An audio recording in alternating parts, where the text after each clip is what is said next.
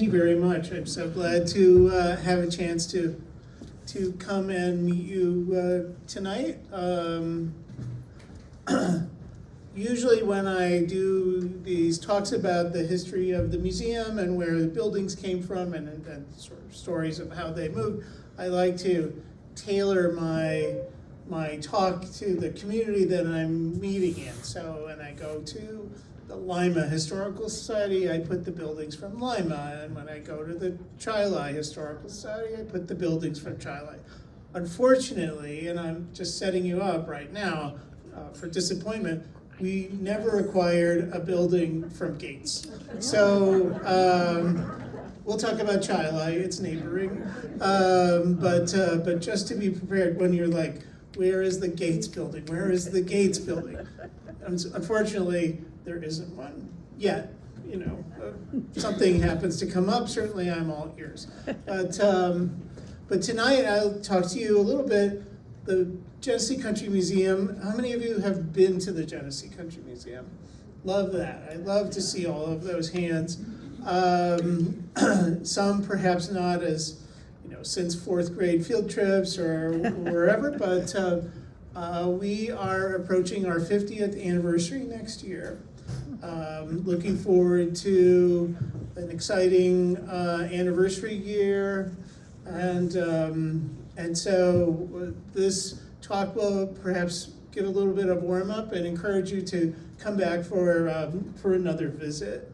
But I'll start with some basic information and kind of give us some chance to talk specifically. If you want to hold your questions to the end, I'm glad to answer them at that point. So GCV&M was founded by John L. Wehle. Jack Wehle was the chairman of the Genesee Brewing Company, and Jenny Beer paid for the development of our museum. He was the second generation chairman of the Genesee Brewing Company. His father, Louis, had owned the brewery, was the first brewery to open up after the repeal of Prohibition. They captured the market. Jack continued in that tradition, but he was also a sportsman, a hunter, a fisherman. He went on safari. He was also keenly aware of art and culture, owned a horse farm in Scottsville, and would commute daily from Scottsville to the brewery on St. Paul Street. And it was during this time, in the 1960s, as he was making his drive from Scottsville to the brewery, it was in the middle of urban renewal, this federal program which was designed to create improved cities, improvements with modern transportation like the inner loop and the removal of huge swaths of historic buildings to make way for parking garages and parking lots. And he saw this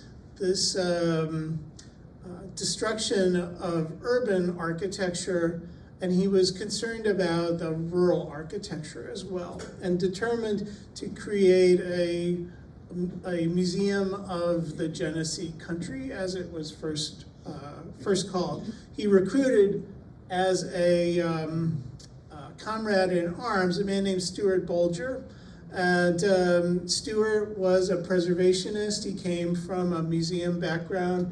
He was a U of R graduate, however, had local ties to the community.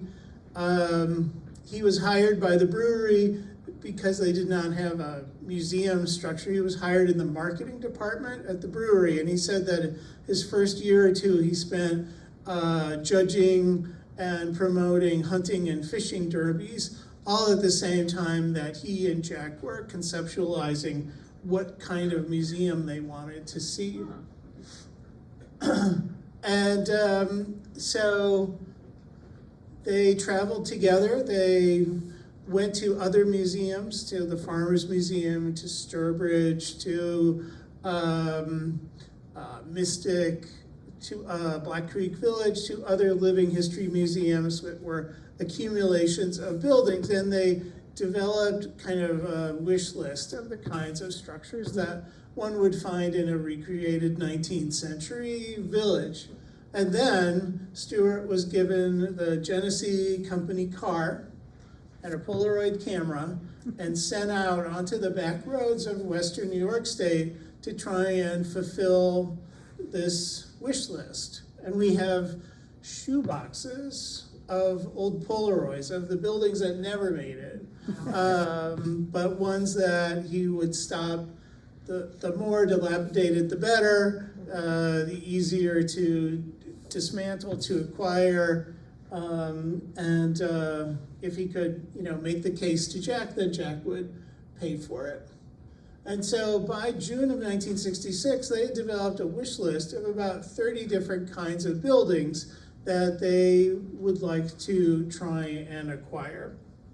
A mix of shops, dwellings, and office spaces.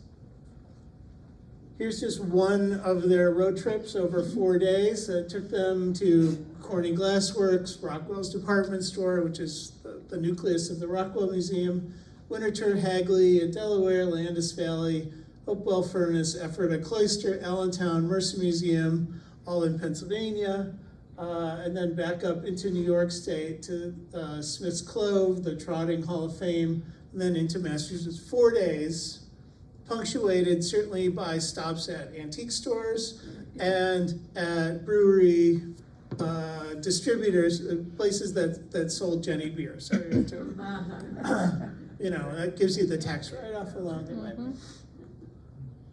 And then they acquired a group of carpenters and architects and other people to help kind of fulfill this dream and to make it into fruition. And then it was the role of Dory Hoot, who was the first curator, to come in and fill the buildings once they came here. And she had a talented group of pickers and antique store owners who would help to find the things that would be most appropriate. Some of you may remember like Ed Cornwell, an antique dealer in the area. She had a whole network, but she was also a thrifty Scotswoman. And so, if something had a crack, well, that's okay. We can get it cheap, and then we can just turn it so that it looks good from, no one will ever see that cracker. One of the buildings that was on Stuart and Jack's wish list was this little structure, a tailor shop from Garbett, a small little hamlet halfway between Scottsville and Mumford.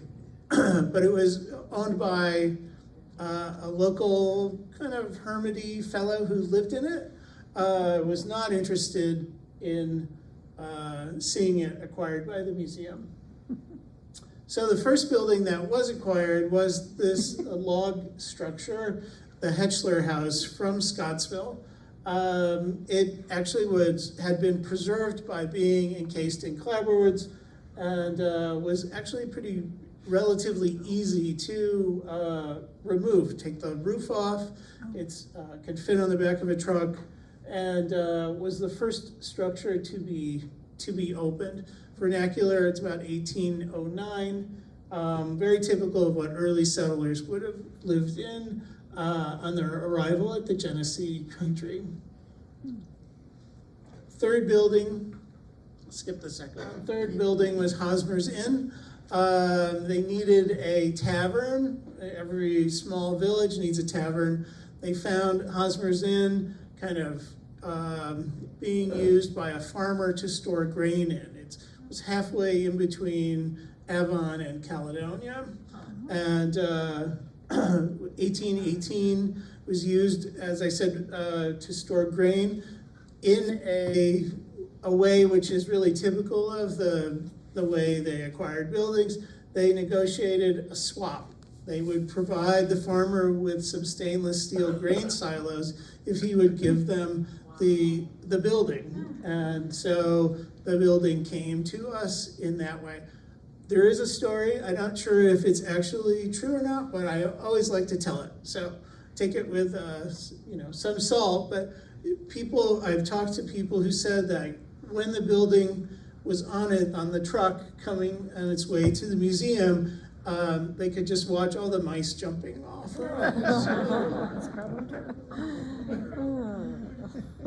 And then with a team of carpenters, we began to reconstruct the building, the foundation, the finish treatment, and then Dory came in and worked her magic with wallpaper, paint, and furnishings. So by April of 1969, the first building that Hetchler's log structure was in the summer of 1966. Within about 2.5 years, things are beginning to take shape. You can begin to see the village square, then some buildings being kind of populating around the square. Down in the lower left-hand corner is Hetchler, and then the Quaker Meeting House, and a few others. So it's beginning to look like a historic village. Other buildings you can see were in pretty rough shape. The Foster Tufts house from Pavilion was abandoned. It was being used by another farmer as a chicken coop, and then covered in vines. The chickens went in those little squares under the windows on the left-hand side.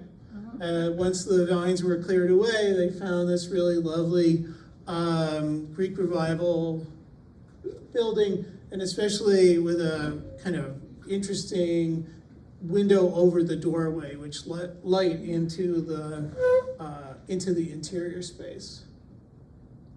There was no kitchen wing, but there was the footprint. So they took measurements and were able to reconstruct the footprint. Also, when buildings began to be acquired, family members would come forward and say, like, oh, I have some family photos. So things began to appear and allowed for more accurate reconstruction of the buildings. This is an early 1969 view of buildings coming in, and you have to imagine that there are, many people working here. Some are out in the field dismantling structures, others are reconstructing, others are moving. There's just a hive of activity that was going on here in the late 1960s and early 1970s. All at the same time that Stewart is still driving around looking for other structures.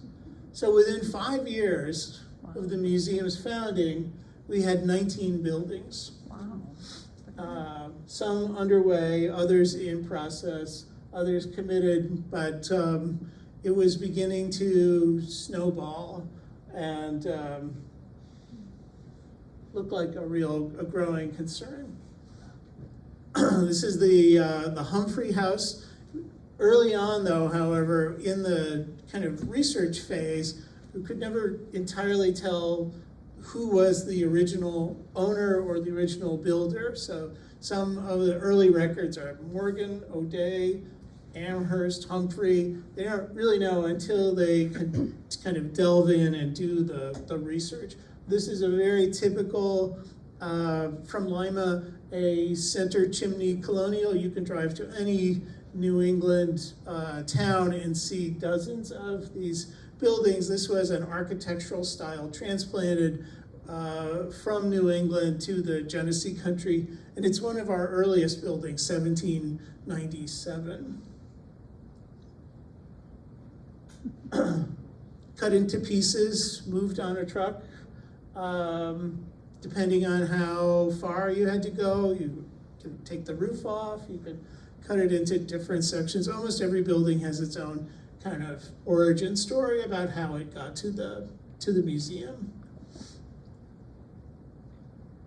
And then furnished appropriately to different time periods.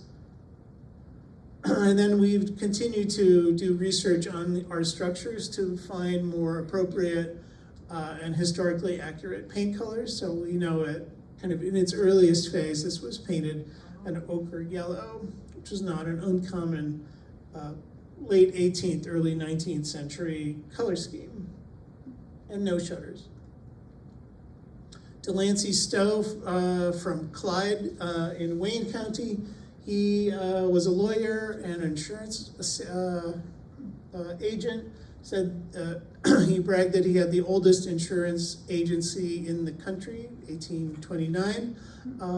Here he is with his dog standing on the front porch, and this was a little federal office building that overlooked the village square in Clyde.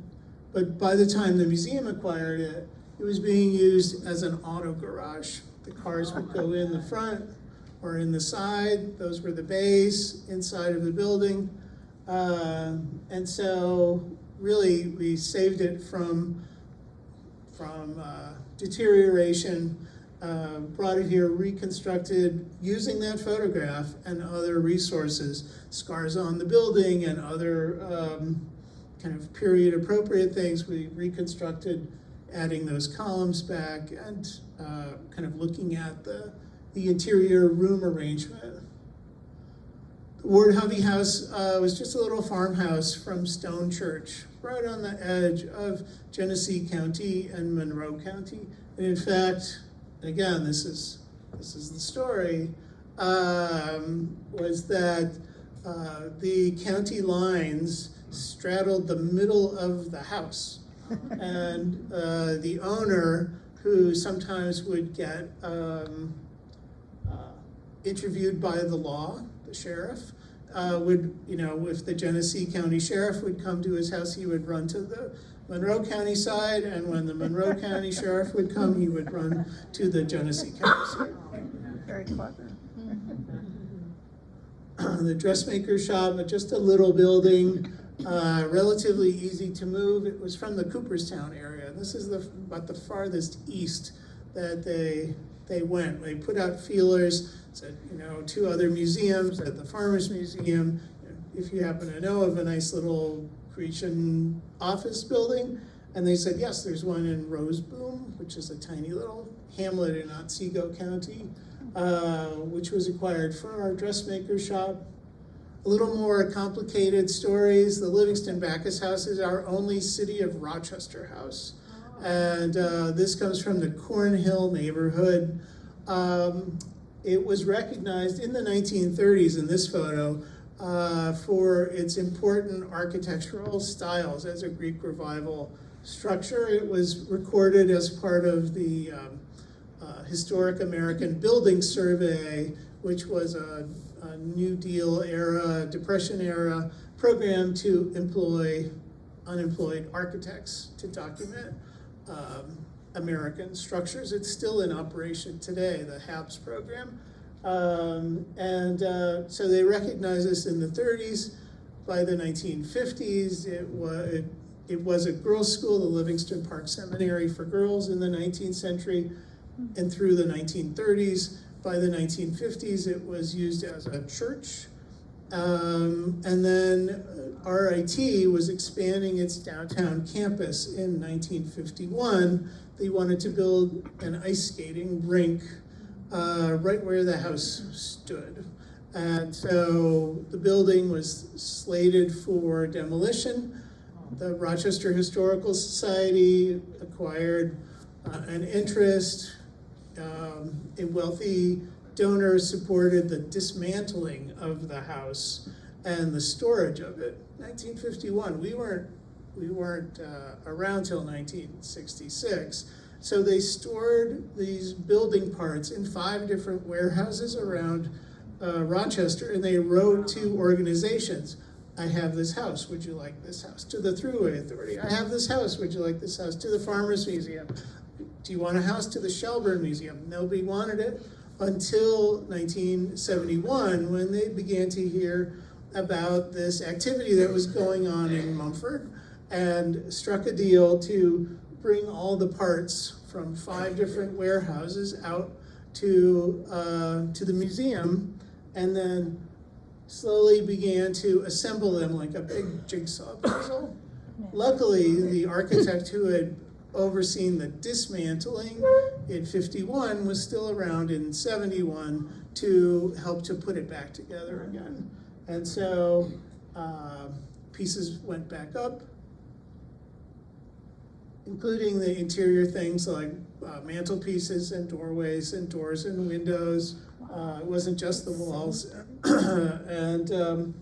And then finally reopened in 1972 as really our grandest city house, filled with fancy mahogany furniture and wallpaper.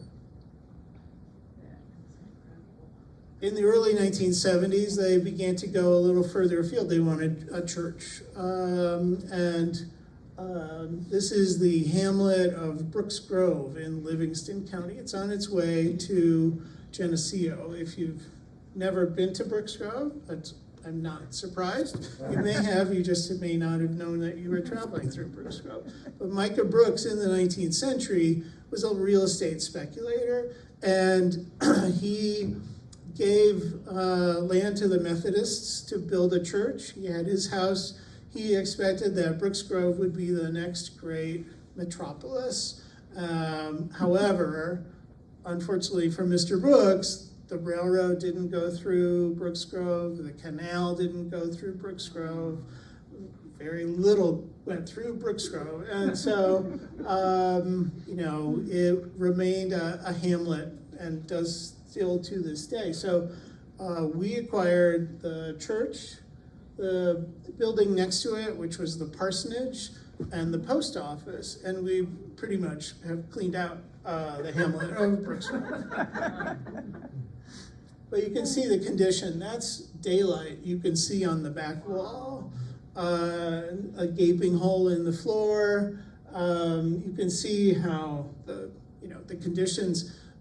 This was, and what I'm always amazed at, because I am not a handy person. I can't, drive a nail straight. But the fact that they could see a structure like this and still say, oh, we can fix that. The wall's going out this way, and one wall's going out this way. Like, oh, we'll just pull it all back together. I'm always amazed at people who could think in that way.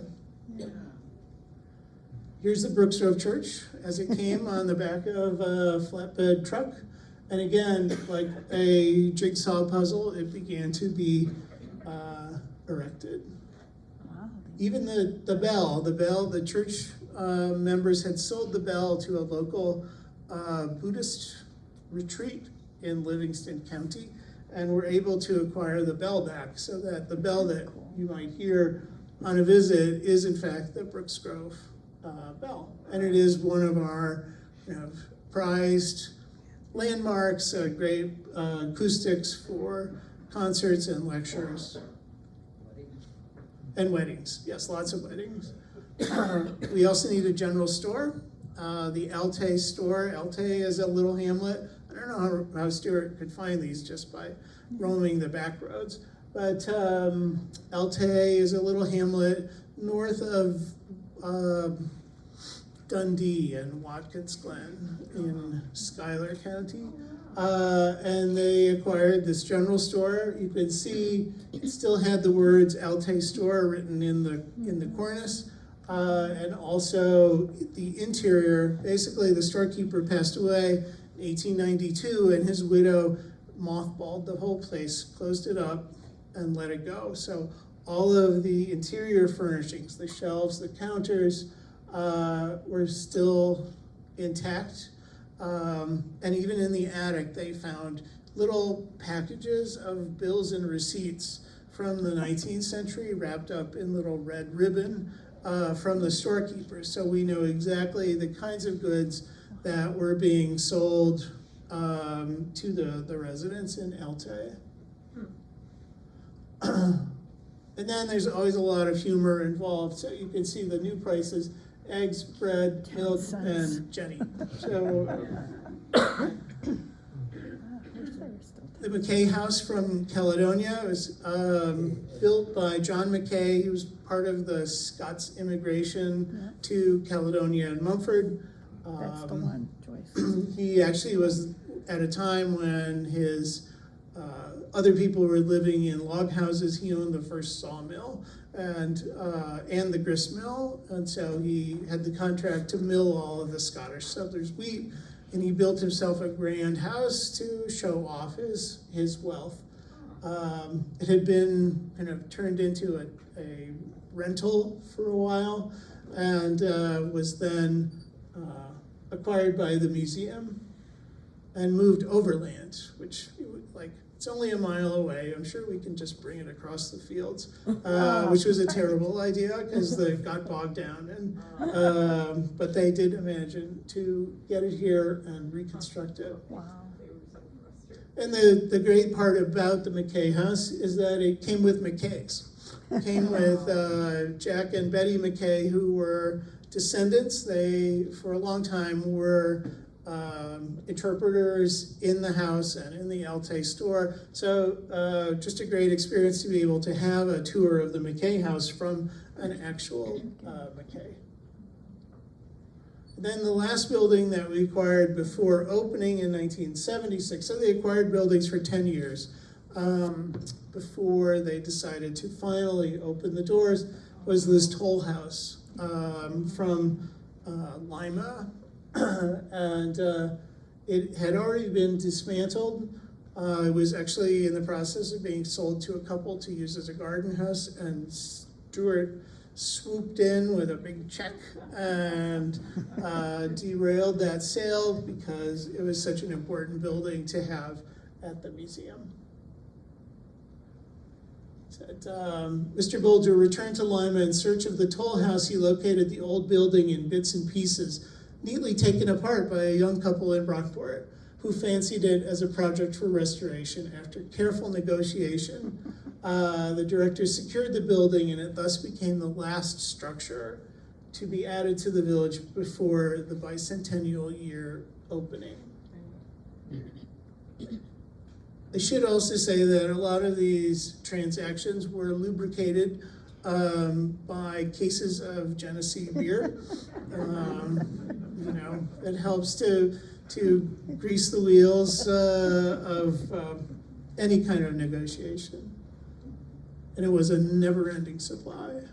So we finally opened to the public in 1976. It was our inaugural year. It's what we're expecting. Our admission was $4, and they got 63,000 visitors. We get about 90,000 visitors a year today. So it was quite an outpouring of support and interest in the museum. And then the next year, they had 90,000 visitors. You can only imagine that they weren't prepared for such an outpouring of support.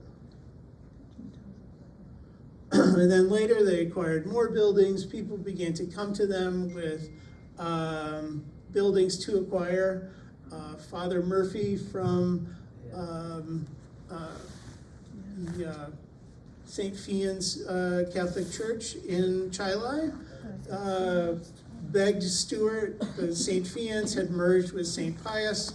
This building was not being utilized. It had been used as a rec center. It was built in 1854. I played the organ in there. Did you? Okay. And so they acquired the building to bring it to the church to represent Catholicism in the Genesee country. Other buildings came in as kind of accidental preservation. This was the Kiefer House from Rush. It was in the, I don't know if it was the on-ramp or the off-ramp of Route 390. It was going to be torn down. And we acquired it for $1 from the transportation department, which, as you know, with any historic building, never costs you $1. But it was important to have as a 2-story log structure built by German immigrants from southwestern Pennsylvania, the Kiefers. The story that I heard is the bulldozers came to push it over and knock it down, and it didn't move when they pushed on it. And then they pulled the clapboards off and found that it was a complete log structure underneath. And then other buildings, Jones Farm, again, kind of a dilapidated structure from Phelps in Ontario County, saved because it had a particular stencil pattern in the walls, which was very common as a decorative motif, but a great preservation save. And then other buildings, this is the George Eastman Boyhood Home, Wow. which has actually moved twice. It was moved in the 1950s from Waterville, New York, in Oneida County, to the grounds of the George Eastman Museum in honor of George's 100th birthday, I think it would be. And it was dedicated in 1951, but by the 1970s, the George Eastman Museum wanted to redo its gardens and grounds, and this little building, it's a big building actually, was kind of in the way. And so for a second time, it was dismantled and then made the trek down to Mumford. Here it is being dedicated in 1951. Miss Elizabeth Holohan, who was for many years the grande dame of historic preservation, both at the Landmark Society and later at the Rochester Historical Society, helped to oversee its moving and restoration in the 50s. But by 1979, you can see it's looking a little out of sorts, closed off. And so once again, it's picked up, cut in half, put on the back of a couple of trucks, and makes its way down the highway to Mumford, where it is now in a much better, more appropriate siting and situation. Others, this is one of our visitors' favorite buildings, the Octagon House. Was built by Erastus and Julia Hyde in 1870 in Friendship, New York, in Allegheny County. By the 1970s, it was in terrible shape, had suffered a fire, and the inside was had been sold to a man for $1 by the village of Friendship, and then he took one look at it and decided he would pass the dollar on to us if we would take it off of his hands. So again, we took what we could and moved the rest. You can see it does show up on a 19th century atlas. The Hydes are interesting. They were, Dr. Hyde was a homeopathic physician. His wife taught music lessons. They were interested in spiritualism, and at their retirement in the 1930s, they moved to Lilydale, to the spiritualist community in Lilydale. And so combined with that sense that it's the weirdest looking building in Friendship, New York, and they may have held spirit messages there, it got the reputation of being a haunted building. But let me tell you, I've been in all of the buildings at night, and you know, I'm a big skeptic. My big black skeptical aura tends to keep the spirits away.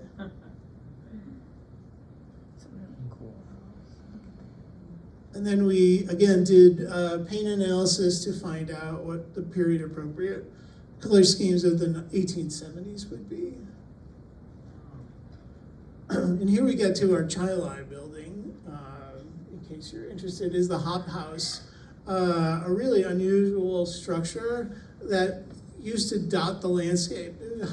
Hops growing was a huge agricultural industry, mostly for kind of the Mohawk Valley, the Cooperstown region, but a fair number of hops farms from Monroe County. And then you would harvest the hops and put them in a hops barn, which had a perforated floor, and you would set a low burning fire to dry out the hops. The heat would rise through the floor and would dry out the hops, and then you would bale them up and take them to a brewery. And so the hops barn was one of the last ones in Monroe County, tipped off by members of the Greece Historical Society to come. It was already being partially dismantled. They managed to stop the destruction until they could acquire and bring all the pieces to Mumford. And today it's really a center for one of our agricultural demonstrations of hops harvesting, hops growing. It sits right next to our brewery building, so we have a nice little story to tell about an important agricultural product of the 19th century. Greaves Brewery, although not an actual historic structure, but if you're a museum founder, runs a brewery, you gotta have a brewery building. So they found a reference to Walter Greaves's brewery and distillery in Geneva, did a little floor plan and drawing, and it was enough to put the structure together. And then later on, things are beginning to fill up. By the 1980s and 90s, they were filling in gaps and things that needed to be acquired. The tailor shop is still not available.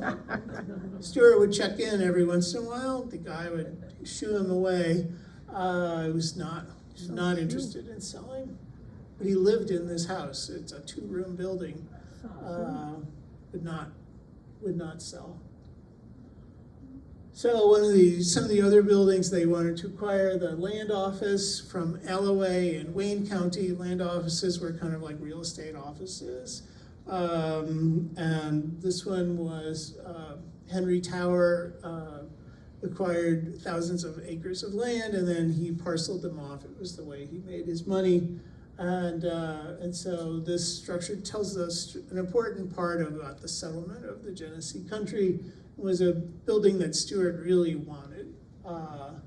And so he said in a writing, he said this was the most sought after building in the museum's 21-year history at the time.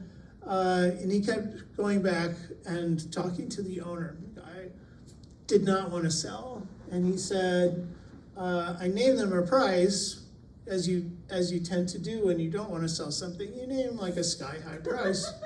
And he said, I named them a price and they took me up on it. So we acquired it for $12,000. But for Stuart and, convincing Jack to write the check, it was, an important building to have for us. And it still is an important structure today. And then other buildings were, if you don't take this building, I'm just gonna burn it down or throw it away or knock it over. The Shaker building, although Shakers lived outside of communities, they lived away from what they called the world's people. The Shaker community at Groveland was its own little self-sustaining organization. When that site was acquired by the state for a prison, it went from being the Shaker colony to being the Saunier colony for epileptics. And then when that closed in the 40s, 50s, it became a prison. And then when it was taken over by New York State, they began to knock down lots of old buildings to make way for new structures. And this building, the shop, was again acquired for $1, known as Chestnut. It had been moved a couple of times, even on the property itself. But it was important for us to be able to tell the Shaker story within the museum interpretation. So once again, on the back of a truck, brought to the museum. As you can see, it's getting a little crowded to move things around. but then the top attached to the bottom, and kind of most recently painted. And then some other people's favorites. The Hamilton House was built in 1870 by a well-to-do man named John Hamilton, but by the 1980s, it had been broken up into small apartments, and so they acquired this. This is from Campbell near Bath, and Stewart wanted an important example of Italianate architecture. So this actually required the carpenters to go and spend months living in the Bath Hotel, gradually deconstructing this this structure and then kind of bringing the pieces back. It came up in 7 big chunks and was then kind of reassembled by crane back together again.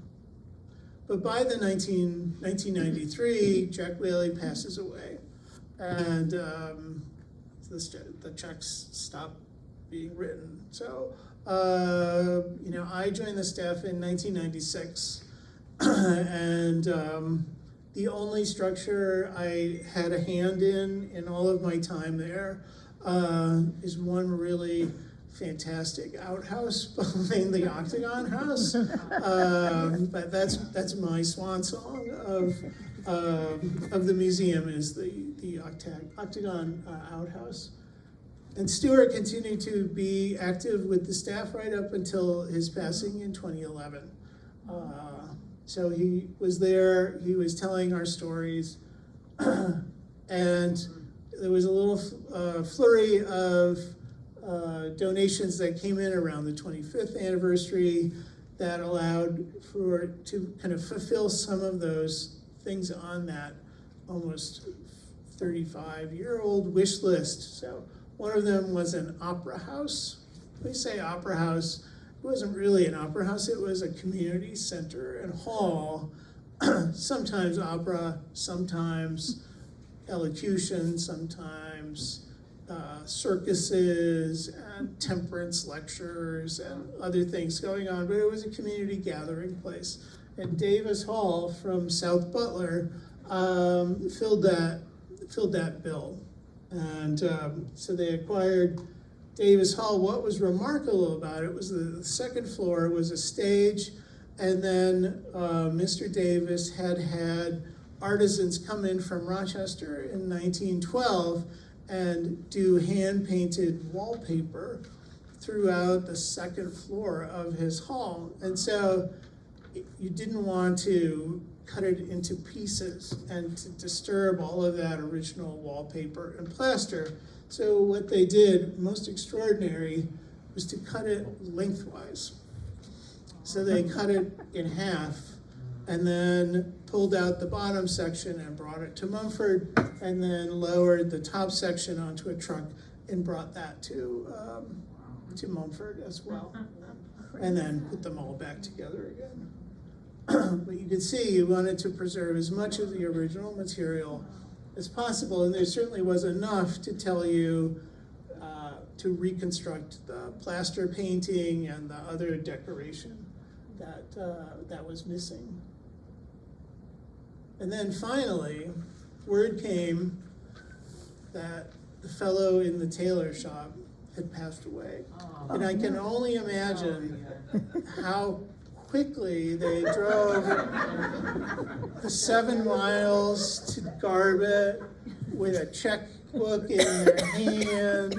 But as soon as the news hit the wires, then they were on their way to acquire it, and Stewart was there to see it. After over 35 years of waiting and advocacy and cultivation, it finally came to fruition. And we do have, in fact, the Garbetts ran the town of Garbett. It was the company town. The Garbetts had a gypsum mine and a little horse-drawn railroad that would take their products from Mumford to Scottsville, drawn on a little wooden track by horses. And we have the account book that says right at the top, July 7th, I think it is, 1849, tailor shop opened today. So we know exactly the time when it was, they hired an Irish tailor to come in and make workers' clothes for their mining employees. And then this always begs the question, are you still collecting buildings? Well, the answer is no. Sorry. It has been almost 25 years since we acquired the tailor shop. Now, it's not to say that I don't get calls, but I'm certainly glad to pass them on. And we have 67 historic buildings. We're the third largest collection of buildings in the country after Colonial Williamsburg and the Henry Ford Greenfield Village Museum. So we have a responsibility and a stewardship. You folks know from the Hinchy House what challenge it is to keep an old building with paint and wallpaper and roof and furnace and other things.